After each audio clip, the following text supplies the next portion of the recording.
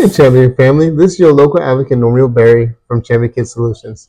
Today we are going to talk about the response deprivation hypothesis, also known as earn to access rule, a powerful concept in behavior analysis that helps us understand motivation and reinforcement. It suggests that a behavior becomes reinforcing when access to that behavior is restricted below its normal level. In simple terms, when you limit access to something a person usually does freely, that activity becomes more valuable and more motivating.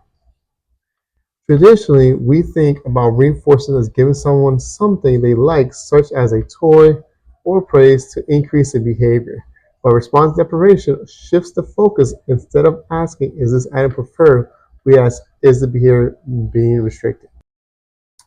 For example, let's say we have a child who typically spends pretty much 30 minutes or even all afternoon on the iPad.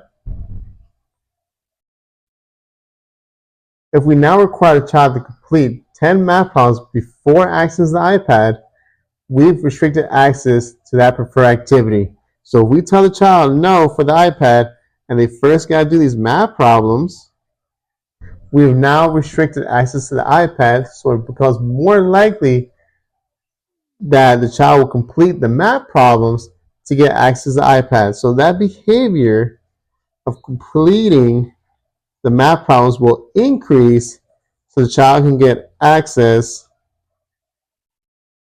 to the iPad.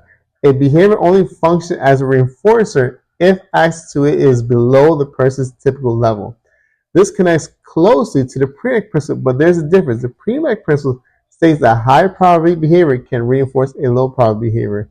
In simple terms, we usually tell our kids first math,